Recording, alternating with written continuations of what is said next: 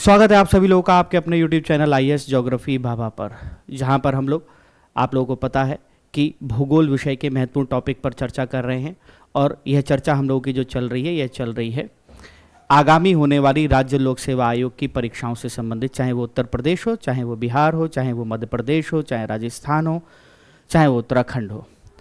इन्हीं को ध्यान में रखते हुए, इन राज्यों की होने वाली परीक्षाओं को ध्यान में रखते हुए हम लोग चर्चा कर रहे हैं झीलों पर। भारत की महत्वपूर्ण झीलों पर हम लोगों ने चर्चा की, फिर हम लोग विश्व की महत्वपूर्ण झीलों पर चर्चा कर रहे हैं, ठीक है ना। और उससे पहले हम लोग झीलों से संबंधित इन महत्वपूर्ण चीज़ों के, इन महत्वपूर्ण फैक्ट्स के बारे में अगर जान ले तो हम लोगों के लिए अच्छा होगा। चलिए आइए शुरुआत करते हैं। क्या है आज के इस वीडियो में इतना ज़्यादा महत्वपूर्ण?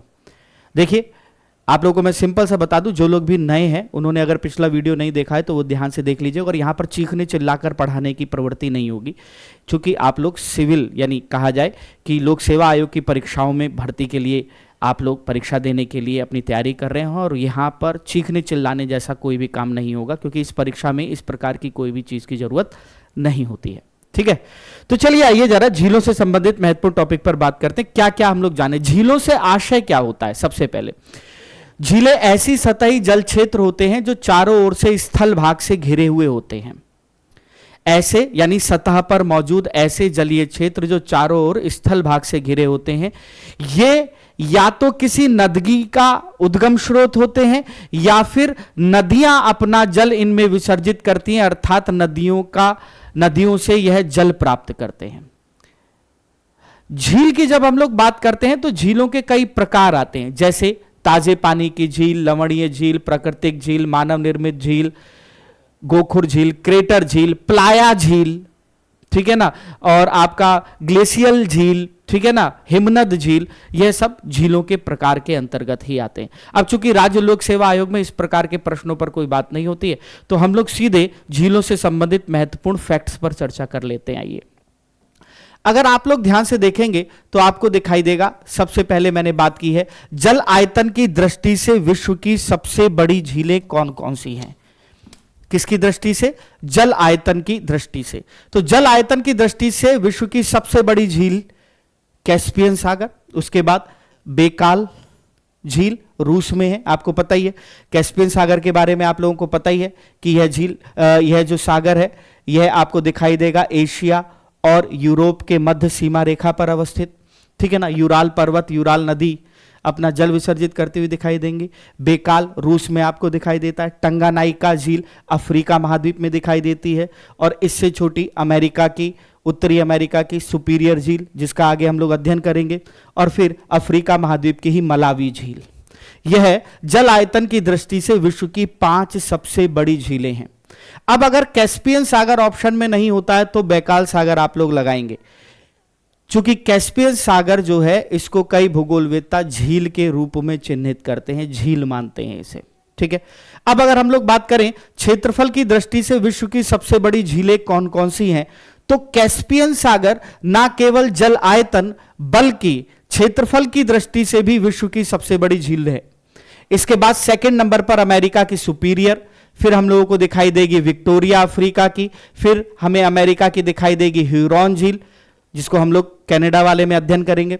और फिर हमको दिखाई देगी मिशिगन झील, यह भी अमेरिका में मौजूद है, यूएसए में है पूरे तरीके से। सुपीरियर और ह्यूरॉन कनाडा और यूएसए दोनों की सीमा पर अवस्थित है। विश्व की सबसे गहरी झीलें कौन सी हैं?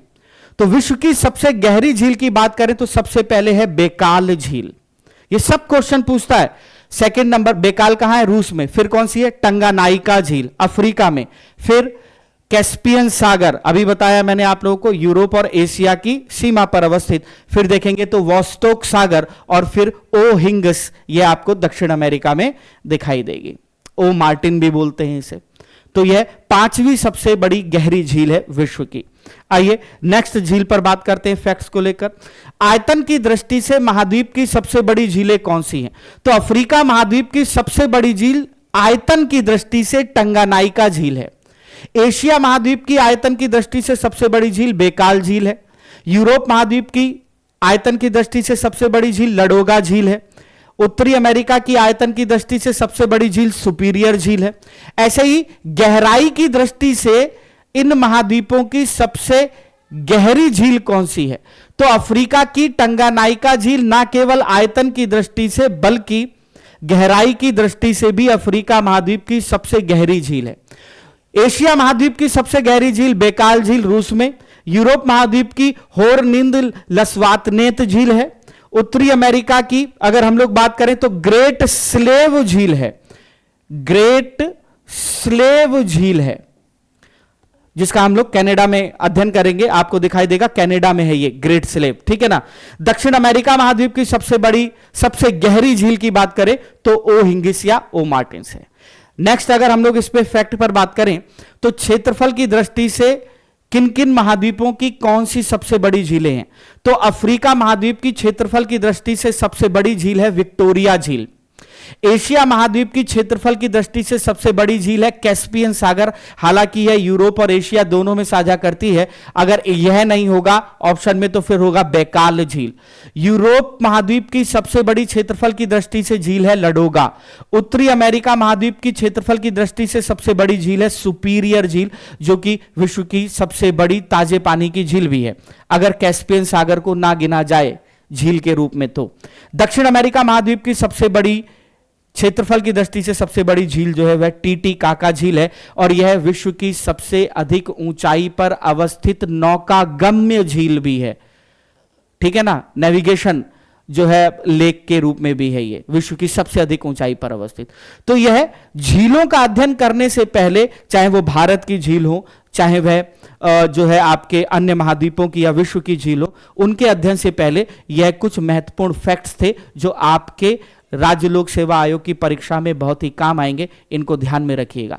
मिलते हैं भारत के महत्वपूर्ण झीलों के अंतर्गत चर्चा करते हुए। अगर वीडियो पसंद आया हो तो लाइक जरूर करिएगा और जो लोग नए हैं अभी तक सब्सक्राइब नहीं किया है तो सब्सक्राइब जरूर करिएगा और दोस्तों के साथ शेयर करिएगा। बहुत बहुत धन्यवाद।